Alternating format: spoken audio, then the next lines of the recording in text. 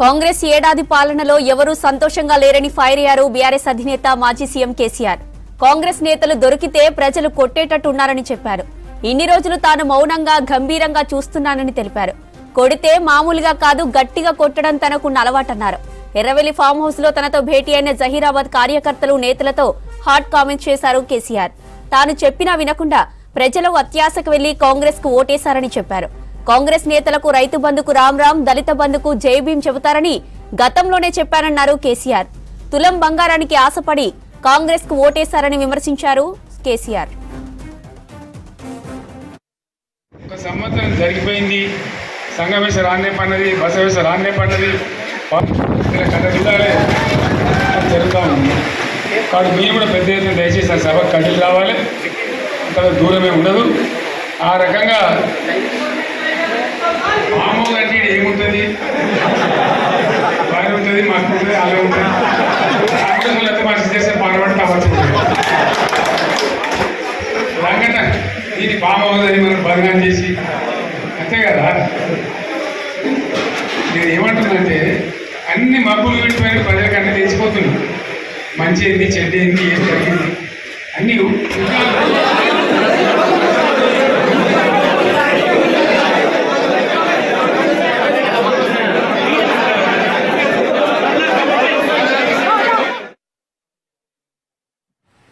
Current కావచ్చు తెచ్చుకున్నాం. 24 గంటలు కరెంట్ తెచ్చుకున్నాం. ఏమైనా ప్రాజెక్టు చెరువు కింద నీళ్ళు తీసుకుంటే బంద్ చేసినాం, నీటి తీరువ రద్దు చేసినాం. అట్లా ఎన్నో సదుపాయాలు చేసుకున్నాం. రైతులకు బాగా జరుగుతుంది. ఇక కేసీఆర్ చేసిన కామెంట్స్ పై మరిన్ని డీటెయిల్స్ శ్రీనివాస్ లైవ్ లో అందిస్తారు. శ్రీనివాస్, కేసీఆర్ కామెంట్లను ఎలా చూడొచ్చు?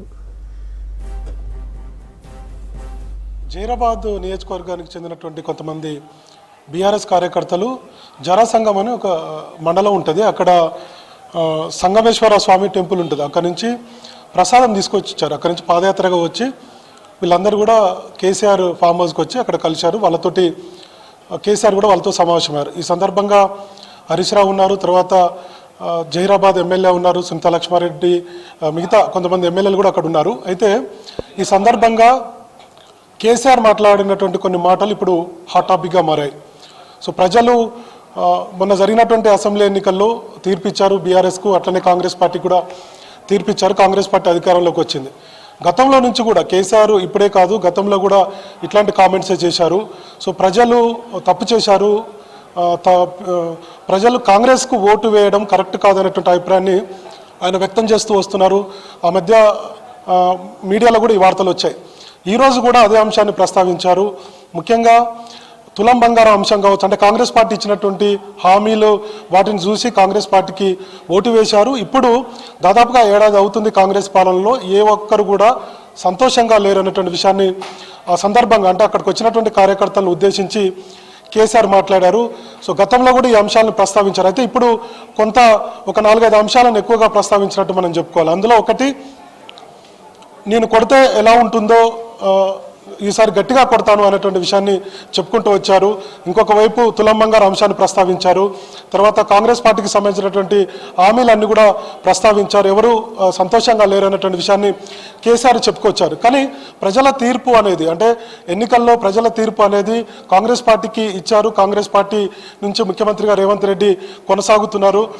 ఇప్పుడు ఇట్లాంటి పరిస్థితుల్లో అంటే పూర్తి స్థాయిలో ప్రజలు ఎవరు సంతోషంగా లేరనేటువంటి విషయాలు, అంటే ప్రజా తీర్పుని అప్పుడప్పుడు కేసీఆర్ ప్రశ్నించడం పట్ల రాజకీయ వర్గాల్లో కూడా చర్చ జరుగుతుంది. ముఖ్యంగా ఇట్లాంటి కామెంట్స్ ఎందుకు కేసీఆర్ చేస్తున్నారు అనేటువంటి విషయాల మీద కూడా పెద్ద ఎత్తున ప్రజల్లో చర్చ జరిగేటువంటి అవకాశం ఉంది. గతంలో చేశారు ఆ కామెంట్స్, ఇప్పుడు కూడా ఆ కామెంట్స్ కొనసాగుతున్నాయి. అంటే ఎట్లా ఆయన కేసీఆర్ యొక్క ఉద్దేశం ఏంటి, నిజంగానే ప్రజలు సంతోషంగా లేరా, లేదంటే ఓటు వేసినటువంటి ప్రజలను ఎందుకు ప్రశ్నిస్తారన్నటువంటి దాని మీద కూడా చర్చ జరుగుతుంది. మరోవైపు ఈరోజు తెలంగాణ భవన్లో కూడా కేటీఆర్ మాజీ చైర్మన్లు అంటే మున్సిపాలిటీ చైర్మన్లు వాళ్ళందరితో కూడా సమావేశమైనప్పుడు కూడా ఆయన కూడా ఈ అంశాన్ని ప్రస్తావించారు. ప్రజలు తప్పు చేశారు, ప్రజలే అనుభవిస్తున్నారు అనేటువంటి విషయాన్ని కూడా కేటీఆర్ ప్రశ్నించారు. మొత్తానికి ప్రజల విషయాన్ని, ప్రజలు ఓటు వేయడం, కాంగ్రెస్ పార్టీకి ఓటు వేయడం తప్పనేటువంటి విషయాన్ని ఇద్దరు కూడా ఇప్పుడు కేటీఆర్ ఈరోజు మాట్లాడారు. దీని తర్వాత కేసీఆర్ కూడా ఈ అంశాన్ని ప్రస్తావించారంటే మొత్తానికి ఓటు వేయడం కాంగ్రెస్ పార్టీకి ప్రజలు తప్పు చేశారు అనేటువంటి విషయాన్ని ప్రస్తావిస్తున్నారు. ఇంకొక వైపు అంటే పార్టీని బలోపేతం చేసే విధంగా కేసీఆర్ మాటలు ఉన్నాయని చెప్పి అనుకోవచ్చు. అట్లనే కేడర్లో కొంత ఉత్తేజం నింపే విధంగా ప్రయత్నాలు కేసీఆర్ చేస్తున్నారంటే మనకు అర్థమవుతుంది. ఎందుకంటే ఇప్పటికే 10 మంది ఎమ్మెల్యేలు టీఆర్ఎస్ నుంచి బీఆర్ఎస్ నుంచి కాంగ్రెస్ పార్టీలో చేరారు. మరి కొంతమంది కేడర్ కూడా కాంగ్రెస్ పార్టీ వైపు వెళ్తున్నారు అంటున్నారు. ఇంకొక వైపు కొంతమంది ఎమ్మెల్యేలు మరి కొంతమంది కూడా కాంగ్రెస్ పార్టీలో చేరబోతున్నారు అన్నటువంటి ఇట్లాంటి పరిస్థితుల్లో బీఆర్ఎస్ మొత్తం కూడా కొంత డౌన్ కాబోతుంది అన్నటువంటి చర్చ జరుగుతుంది. ఇంకొక వైపు ఇప్పుడు జరిగేటువంటి ఎమ్మెల్సీ ఎన్నికల్లో కూడా బీఆర్ఎస్ పోటీ చేయట్లేదు, దూరంగా ఉంటుంది అన్నటువంటి వార్తలు వస్తున్నాయి. ఇట్లాంటి పరిస్థితుల్లో కేడర్లో కొంత నిరుత్సాహం నెలకొన్నది. గ్రౌండ్ లెవెల్లో ఉన్నటువంటి కేడర్ అంతా కూడా కాంగ్రెస్ పార్టీకి వైపు వెళ్తుంది. కాబట్టి సో ప్రభుత్వం మీద విమర్శలు చేయడం వ్యూహాత్మకంగా, తర్వాత ఇచ్చినటువంటి హామీలను గుర్తు చేయడం, తర్వాత ప్రజలు తప్పు చేశారు, తప్పు చేసి కాంగ్రెస్ పార్టీకి ఓటు వేశారు అన్నటువంటి అంశం కావచ్చు. లేదంటే నిన్న ట్విట్టర్ హ్యాండిల్లో కాంగ్రెస్ పార్టీ ట్విట్టర్లో కూడా ఫామ్ హౌస్ పాలన, అట్లనే ప్రజాపాలనలో ఫామ్ హౌస్ పాలనకి ఎక్కువగా ఓట్లు పడ్డాయి, ఎక్కువగా దానికి సపోర్ట్ చేశారన్నటువంటి విషయాన్ని కేసీఆర్ కూడా ఈరోజు ప్రస్తావించారు. సో ఇవన్నీ కనుక చూస్తే మొత్తం కేడర్లో ఒక ఉత్తేజాన్ని నింపడం, తర్వాత కేడరు కాంగ్రెస్ పార్టీ వైపు వెళ్లకుండా ఉండేందుకు ఇట్లాంటి వ్యూహాత్మకమైనటువంటి కామెంట్స్ కేసీఆర్ చేస్తున్నట్టుగా మనకు అర్థమవుతుంది. ఇంకొక వైపు ఫిబ్రవరిలో కూడా ఒక భారీ బహిరంగ సభ ప్లాన్ చేయబోతున్నట్టుగా కేసీఆర్ ప్రకటించారు. సో మొత్తానికి కేడర్ను బీఆర్ఎస్లో ఉంచుకోవడం, తర్వాత బీఆర్ఎస్ నుంచి కాంగ్రెస్ పార్టీకి కానీ లేదంటే ఇతర పార్టీలకు వెళ్లకుండా ఒక వ్యూహాత్మకమైనటువంటి కామెంట్స్గా మనం అర్థం చేసుకోవచ్చు. సో ఏదేమైనప్పటికీ కూడా ప్రజలకు తీర్పు ఇచ్చినప్పుడు కేసీఆర్ చాలా సీనియర్ నాయకుడు, చాలా ఏళ్ల నుంచి రాజకీయంలో ఉన్నారు. గతంలో ఉద్యమకారుడుగా, తెలంగాణ ఉద్యమకారుడుగా ఉన్నారు.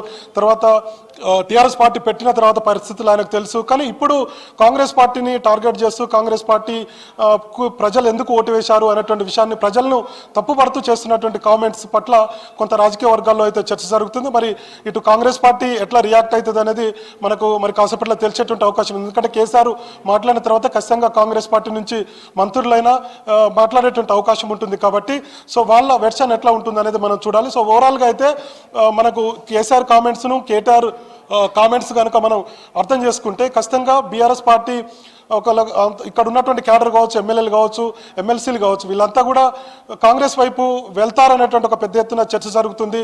సో ఇంకొక వైపు రేవంత్ రెడ్డి వ్యూహాత్మకంగా పార్టీ క్యాడర్ను, అంటే బీఆర్ఎస్లో ఉన్నటువంటి పార్టీ క్యాడర్ను కాంగ్రెస్ వైపు తిప్పుకోబోతున్నారటువంటి విషయాలు కావచ్చు, లేదంటే వచ్చేటువంటి స్థానిక సంస్థల ఎన్నికల నాటికి కొంత క్యాడర్ గ్రౌండ్లో చేయాల్సినటువంటి అవసరం ఉంది. అది కాంగ్రెస్ పార్టీ ఇచ్చినటువంటి హామీలు కావచ్చు, లేదంటే ఇతర అంశాల పట్ల కొంత పోరాటం చేయాల్సినటువంటి అవసరం ఉంటుంది. కాబట్టి ఆ ఉద్దేశంగానే కేసీఆర్ ఈ కామెంట్స్ చేసి ఉండొచ్చు అనేది మనకు అర్థమవుతుంది. అందులో భాగంగానే ఇట్లాంటి కామెంట్స్ అంటే ఖచ్చితంగా నేను కొడితే ఎలా ఉంటుందో తెలుసా అన్నటువంటి కామెంట్స్ కావచ్చు, తులం బంగారం కోసం కాంగ్రెస్ పార్టీకి ఓట్లు వేసినటువంటి అంశం కావచ్చు, రైతు భరోసాకు సంబంధించినటువంటి అంశాలు కావచ్చు, ఇవన్నీ కూడా పొలిటికల్ స్టేట్మెంట్లు కనుక మొత్తం చూస్తే ఖచ్చితంగా వచ్చేటువంటి స్థానిక సంస్థల ఎన్నికలకు క్యాడర్ని కాపాడుకోవడంలో భాగంగా, తర్వాత క్యాడర్లో ఒక ఉత్తేజాన్ని నింపడం కావచ్చు, ఒక జోష్ నింపేటువంటి దాంట్లో వ్యూహంలో భాగంగానే కేసీఆర్ మాట్లాడి ఉండవచ్చు. ఈరోజు ఇందాక మనం చెప్పినట్టుగా కేటీఆర్ కూడా ఈ అంశాన్ని ప్రస్తావించారు. ప్రజలు తప్పు చేశారు, వాళ్ళు అనుభవిస్తున్నారు అనేటువంటి విషయాన్ని కూడా కేటీఆర్ ప్రస్తావించారు. సో ఇద్దరు నేతల కామెంట్స్ మనం అర్థం చేసుకుంటే ఖచ్చితంగా బీఆర్ఎస్ పార్టీని పూర్తి స్థాయిలో అంటే ఇక్కడ ఉన్నటువంటి క్యాడర్ను, పార్టీని కాపాడుకున్నటువంటి ఒక వ్యూహంలో భాగంగానే కేటీఆర్ కామెంట్స్ ఉన్నాయని చెప్పి మనం అర్థం చేసుకోవచ్చు. జ్యోతి.